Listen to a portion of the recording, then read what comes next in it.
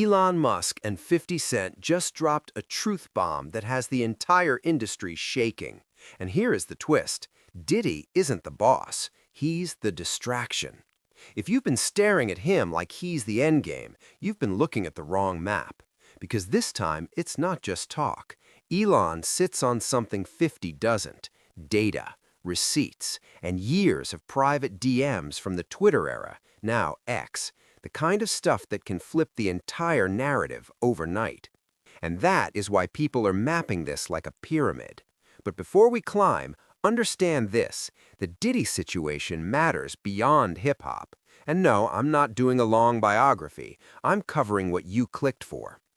50 Cent finally dropped his Diddy documentary on Netflix, The Reckoning, and he framed it like nobody else in the industry had the guts to speak. His point was simple. Silence makes the whole culture look complicit, so he stepped into it. But here is where it gets darker. One of the biggest claims circulating in late 2025 is that Diddy allegedly had a huge number of hidden cameras in his house, hundreds, recording what went on at those after-hours parties. Commentators like Jaguar Wright and Gene Deal talk about it like it wasn't just for fun. They frame it as leverage, footage as insurance, a system that keeps people obedient without ever needing to say a word. And now the rumor is those tapes are being quietly moved around with big names panicking. So why does Elon Musk change the equation? Because Elon owns X, and that means he sits at the top of a platform holding years of private conversations between celebrities, politicians, and power players. When Elon sat down with Joe Rogan, he didn't just hint. He called out the gap between what people say publicly and what they didn't say when it mattered. He brought up Jennifer Lopez not as a politics debate, but as a credibility test. If you were that close back then, where was the warning? Where was the alarm? And he implied the answer was nowhere. That moment lit the internet up because it forces one ugly question. If someone was that close and never spoke up, what does that mean? Either they didn't know, which many people find hard to believe, or they knew something and stayed quiet. And if they stayed quiet, the next question is obvious. Why? Fear? Loyalty? Image? Or protection? And if so, protection of who? It's like the Diddy thing was like an Epstein-type compromise deal, where he had, whether he was doing it himself, conceivably, people want to think that he's attached to some intelligence agency or something like that. I think he's a gangster who made $1 billion and knew how to control people by compromising them. That's what I think. Whether or not he had help, I don't know. Whether or not he shared some of that information with people so they knew they had compromising stuff on people, I don't know. But clearly he was doing it for his own jollies too. There was something sick about it. Yeah. I mean, the thing is that people in the music and entertainment industry had to know that Diddy was like abusing, kids basically. And yet they still fed him kids. And like, where's the accountability? There had to be rumors. There had to be. They had to know. Yeah. They had to know. Katt Williams was talking about it on exactly. Yeah, on that podcast. But like who's feeding him the kids, Right. Yeah. And what videos do they have of these people where they're willing to defend him and they're willing to keep quiet about all this? Like how many people were compromised? Yeah. The whole thing is fucking crazy. Crazy. It's just crazy when because the nutty conspiracy theories is like, oh, there's a bunch of pedophiles in Hollywood, and you're like, come on, that sounds too kooky. And then you see like the Nickelodeon thing and all these different. You're like, Level 1 is Jay-Z and Beyonce. And yeah, you might be thinking, only level 1? Just wait. How does Jay-Z sit down with Gayle King on CBS and not get pressed on certain long-running rumors and industry ties? Jaguar Wright did an interview with Piers Morgan and made claims she wasn't supposed to make about Jay-Z, Diddy, and how deep the connections go. People then started saying the episode got pulled fast, wiped, buried, hard to find. She used heavy language, calling Diddy and Jay-Z monsters, describing their influence like it's been crushing the industry for decades. How does Jay-Z sit down with Gayle King and she not ask him one question about the intersection between him and Aaliyah and Robert Kelly? This is insane that people keep refusing. I've been screaming, not just Diddy, but Diddy and Jay-Z are monsters. Harvey Weinstein, Jeffrey Epstein, Robert Kelly, Sean Combs have one person in common professionally and privately. Sean Carter. This has been a fist of tyranny that has been punching through. That changes now, Sean. You have no choice. That Dream Hampton was being financed and ran by Sean Carter. They were able to go and get all of these witnesses because he was there with Robert Kelly. Then comes the Aaliyah theory that refuses to die. Jaguar went further than most, claiming Jay-Z had a role in getting Aaliyah on that plane, framing it as personal and tied to who benefited afterward. None of this is proven, but it keeps resurfacing because Jay-Z has never directly addressed it. And online, silence doesn't read neutral. It reads like a choice. The theory is simple. Control the narrative before more names get dragged into the light. Because if Diddy ever talks, a lot of powerful people could go down with him. And that's why the conversation keeps circling Jay-Z's rise. You can't bring up that era without Big L. Big L helped open doors early, connected Jay to Dame Dash, and negotiations were reportedly moving for Big L and his people. Then, just days after those talks started, Big L was killed in a drive-by in Harlem. The case is still unsolved, and Jaguar has pushed the idea that Big L's death was the first in a line of mysterious endings that seemed to clear the road for certain people. Coincidence? Maybe. But once people start lining up timelines, they say the pattern gets uncomfortable. Then another detail made people side-eye everything. When Diddy got charged and lawsuits started stacking up, one name instantly raised eyebrows: Alex Spiro, Jay-Z's personal lawyer. Reports say he started appearing around the Diddy legal orbit, and people ask the obvious question: why is Jay-Z's attorney suddenly showing up here? Is he there to defend Diddy, or is he there to monitor what Diddy says? This feeds the firewall theory. The idea is that Jay-Z isn't helping Diddy out of friendship, he's helping him out of containment, ensuring that whatever secrets Diddy holds about the Roc Nation era stay in the vault, because if those walls crack, the entire dynasty could be at risk. Think about this. Sean Carter is responsible for enacting Katt Williams to put Aaliyah on a faulty plane, to move her out the way as punishment for rejecting him, and so he could level up Beyonce, who was struggling. Let's just say allegedly that happened. Now I want you to think about 106th and Park with Mary J. Blige. Free, who was a victim of Sean Carter. Yeah. Mary J. Blige, who was a victim of Sean Combs, are sitting there talking about the death of Aaliyah amongst each other. Think about that. You got a Diddy victim, you got a Jay-Z victim, and you got a superstar gone.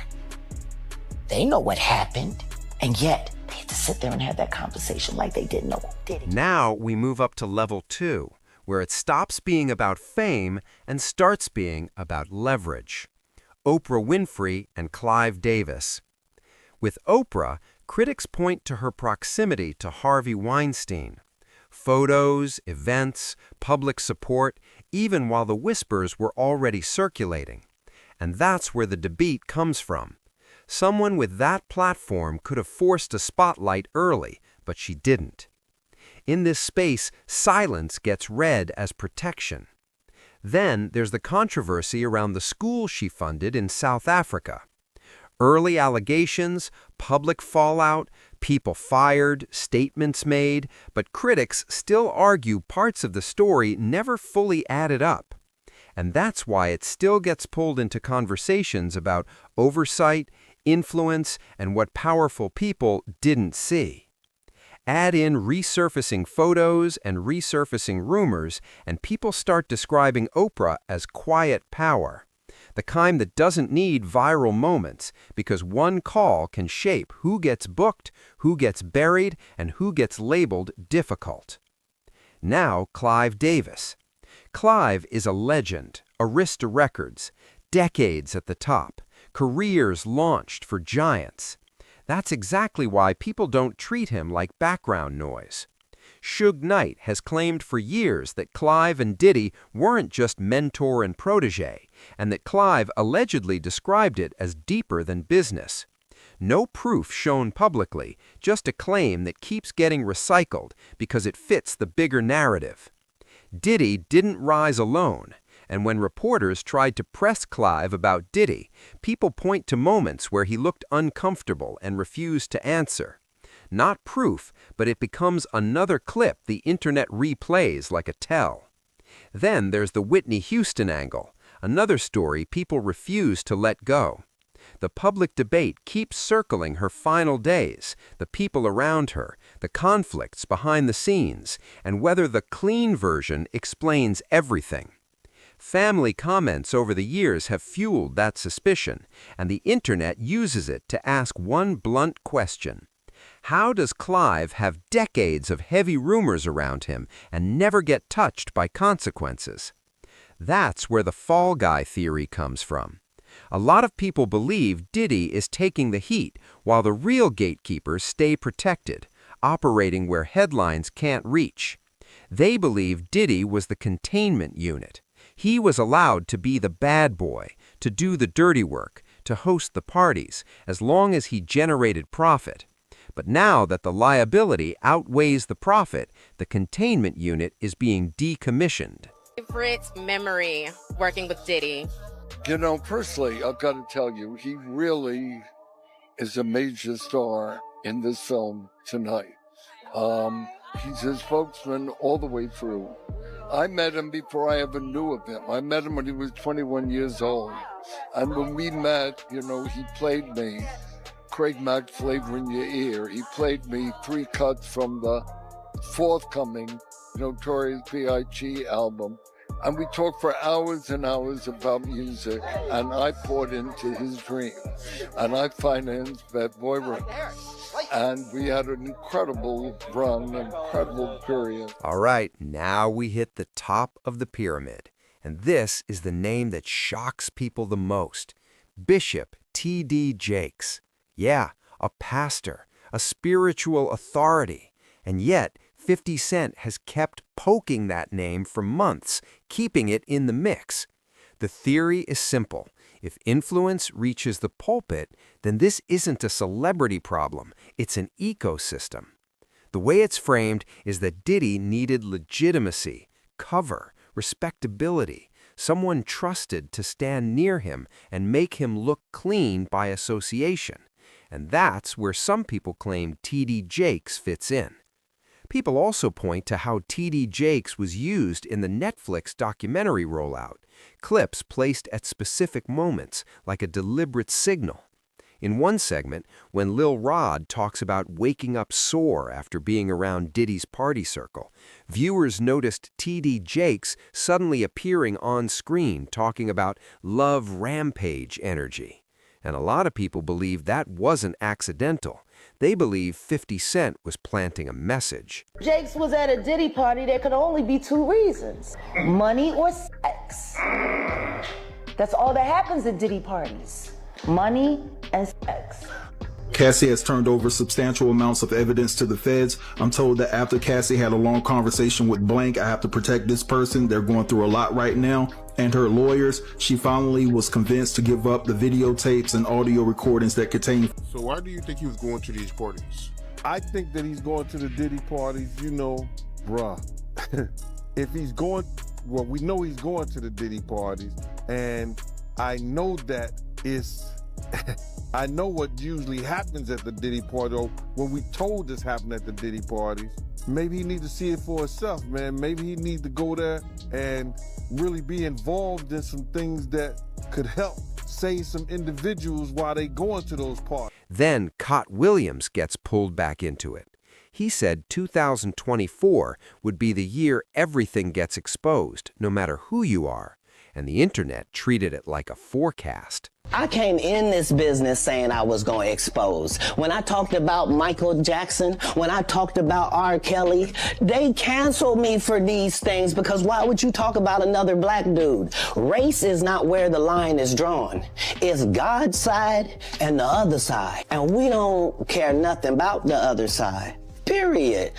All of these big dick deviants is all catching hell in 2024. It's up for all of them. It don't matter if you Diddy or whoever you is, T.G. Jakes, any of them. All lies will be exposed. That's all. And when T.D. Jakes was confronted about the Diddy allegations, his response is what made it go nuclear. He didn't give a clean denial. He said, "Keep it moving." Then he added something people took as a self-own. Even if it was true, he could repent, power to cover sins.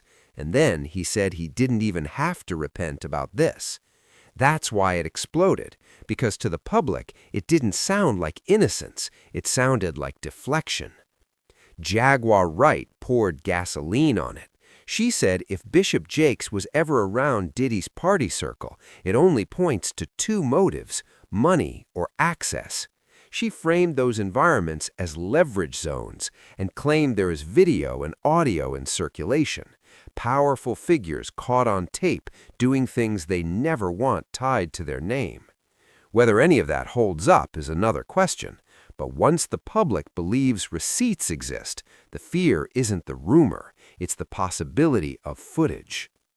Jaguar went further, saying multiple men have come forward with stories that, in their view, connect Jakes to that world. No proof shown publicly, just claims, alleged accounts, and insiders saying legal moves are happening behind the scenes.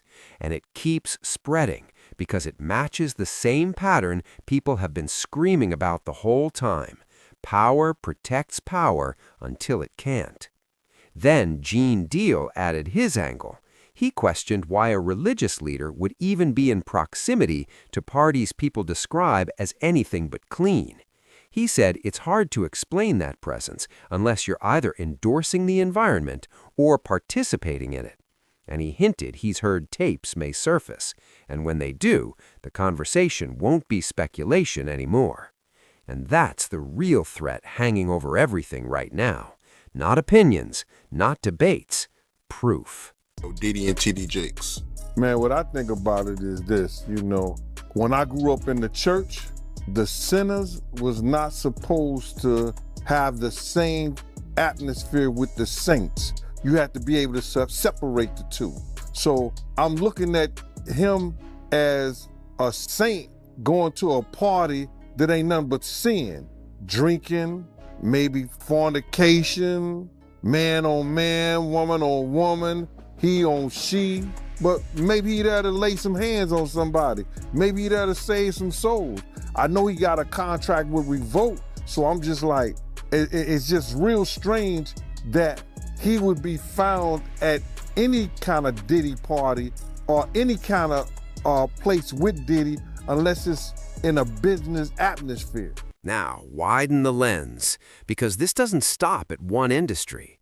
When Elon Musk sat down with Joe Rogan, they weren't just talking celebrity headlines. They were talking power networks, why high-level names move the way they move.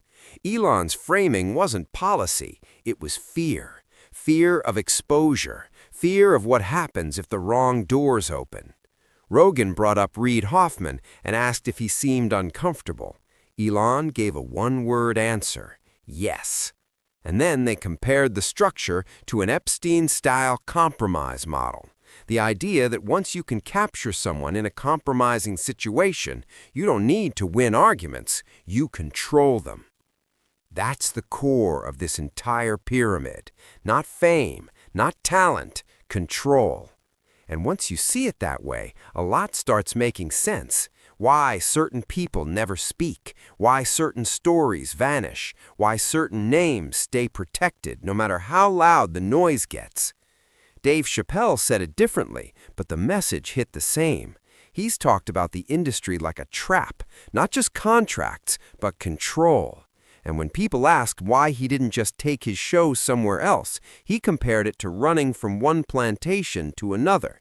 Different master, same chains. So if someone that successful felt boxed in, what does that say about everybody trying to survive inside the machine? This story isn't over. More names will get dragged into daylight. More footage rumors will surface. More untouchables will suddenly look touchable. So here's the real question. Do you think T.D. Jakes is actually the top of this pyramid? Or is he just one more layer hiding whoever sits above him? Drop your thoughts in the comments. And if you thought this was wild, the next video goes deeper into the names people think are next in line. Meek Mill, Ashton Kutcher, Naomi Campbell. The list keeps growing, and the internet thinks the walls are closing in. We'll be here for every twist as it unfolds. See you in the next one. That they gave me a raw deal because this industry is a monster. It's the same monster that these Me Too trying to tell you about. But they hate the monster for how it, and I hate that monster for how it eats. But my God, man, it's the same monster. When I quit the show, all my friends would say, well, up them, Dave, why don't you just do Chappelle's show at another network? Yeah. And why doesn't a slave run from one plantation to another plantation? Because the master over there might be nice. Sir, my God, man, I was trapped. You know what? Tell you the truth. I've even thought about coming back and doing another Chappelle show. Well, but if I do... That's suing Tony Busby. Spiro is a partner, and Alex Spiro is Jay-Z's personal lawyer. Oh, so it's probably Jay-Z then that's doing the suing. Of course they'd use Kevin's name, but it ain't Kevin. Why is Alex Spiro popping up everywhere? What do you think is going on in Hollywood right now? What are you hearing? Because I'm hearing mass panic. So because no one's talking publicly. No, they can't. That's why they came up with the story. Well, you know, there's a party inside the Diddy party, and I went to the first party, but I left early. I never made it to Diddy After Dark. There were public relations teams right after Diddy got arrested, running around telling everyone to say that. Of course. The question is this. If all you went to was the first party and you didn't know anything about the After Dark, why would you say, I left early? Why wouldn't you just say you left when the party ended? Yeah, exactly. Because how would you know that there was another party if you weren't informed? Exactly. If you went to the Diddy party and nothing happened and it was the first party, your speech wouldn't be, oh, well, I only went to the first party. Right. I didn't go to the after party. You wouldn't say that because you wouldn't have known about it. You would say, I don't know what anybody's talking about. I went to Diddy's party. It was a white party. It was dancing. It was wild. But at the end, we all went home. Right. That's not what y'all are saying. Nope. You're saying, I didn't go to the second part. Only thing you're proving is that you're hiding being there. Yeah. Because you wouldn't have known about another exactly. part.